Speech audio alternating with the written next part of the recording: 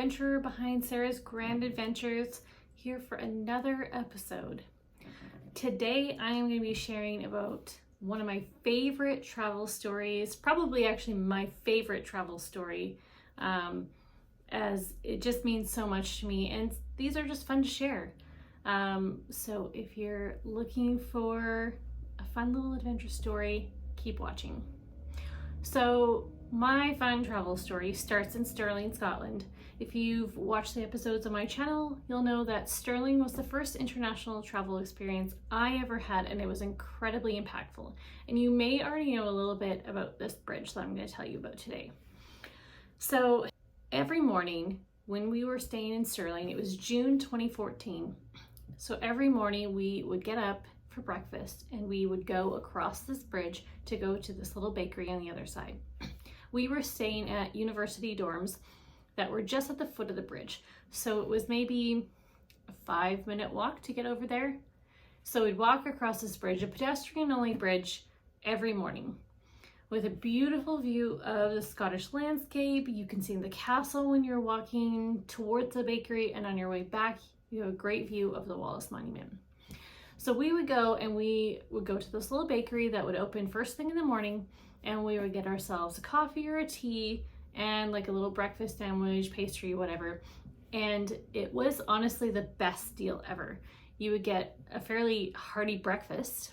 You would pay like £2.50. It was incredibly cheap, and you didn't have to make it. So it was great. And honestly, that bridge was so incredibly beautiful. It was made of stone. You had a beautiful river going underneath it, and the history behind it was really neat. It was the Old Stirling Bridge, and if you know anything about history, the Battle of Stirling Bridge was fought on this bridge. And it was one of the only victories that the Scottish had during that war, and it had a really great background.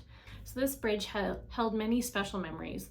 You may have known already from listening to other episodes or reading my blog, but Stirling is my favorite city to go to. It means so much to me, from it being my first ever travel experience, and this bridge was a really important part of that.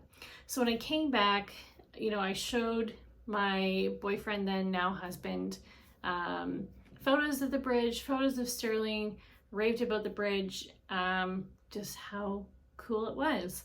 So when we went to Scotland in 2017, we did go to Stirling. We didn't make it to the bridge because we just didn't have enough time, but we did go to the castle. The castle is really close to the bridge. I mean, Stirling is not a very big city, so everything's pretty close.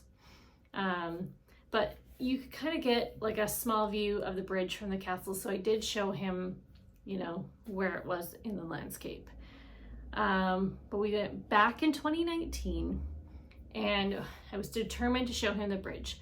So him and I, along with one of the families in my band, who had also been on that first trip to Stirling, we all went to Stirling. We went to the castle, and then me and my bandmate insisted that everybody needed to experience the bakery. So we did go back to the bakery.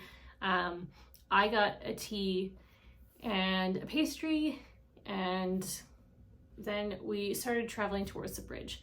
What's really funny about this is I didn't have the lid put on, and so as we were walking, I go to take a sip and I spill it all down the front of me.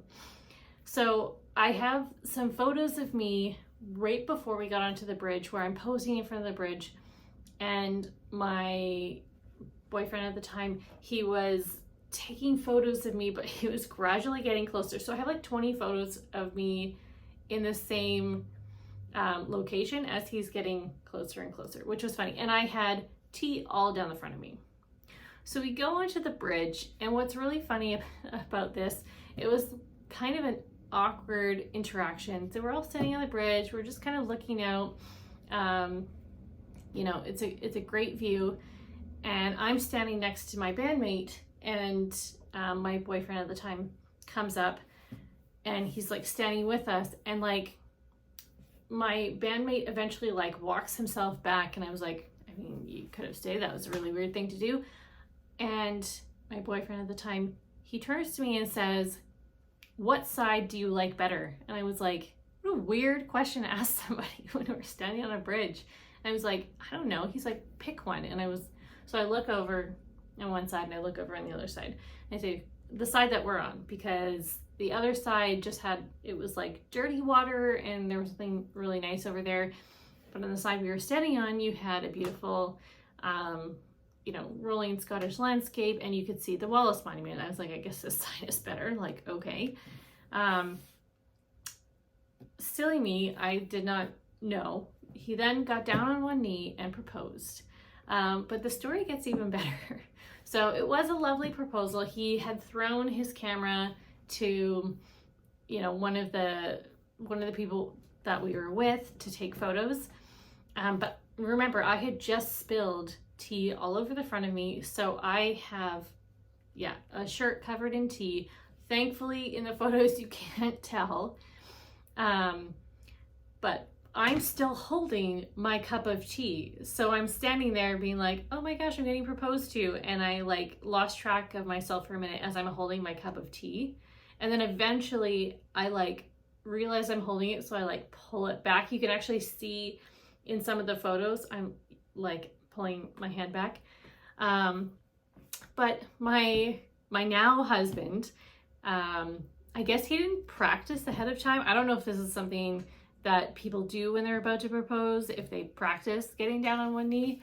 But the photos are also hysterical because he held the box towards himself, which I think is so funny. The photos are hilarious and very much us.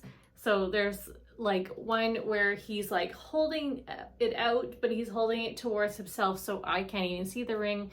And I'm like holding a cup of what everyone thinks is coffee. And at the time I drank a lot of coffee. So everyone was like, that's a very you guys photo. Eventually I do kind of like lean over and I'm like, can I see the ring? But it was a really special moment. And even though the photos are really funny, it's such a great memory and a very us kind of proposal. So when we got home from that trip, we actually had access to a borrowed VR headset. And one night he went and loaded Google Earth onto the headset. And I didn't know this, I was doing something else, I can't remember what. But he had loaded it up and he actually like brought the headset to the bottom of the bridge. And then he's like, okay, come over here and put this on.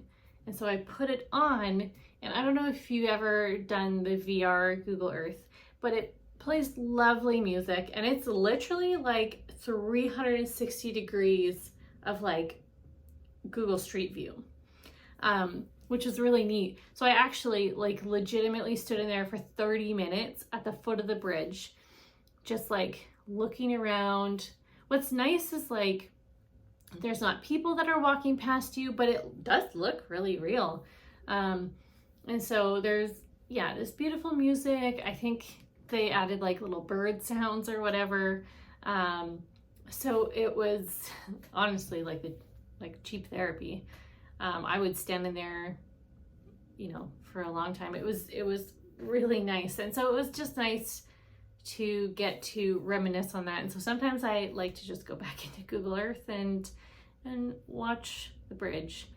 And so I know like bridges are fairly inanimate objects. Most people are like, oh, I remember going and seeing this castle or this monument or like something else that's really big. But for me, it's the bridge. The bridge was a recurring theme on all my trips to Scotland, something that I'll always remember, especially now that I've been proposed to on it.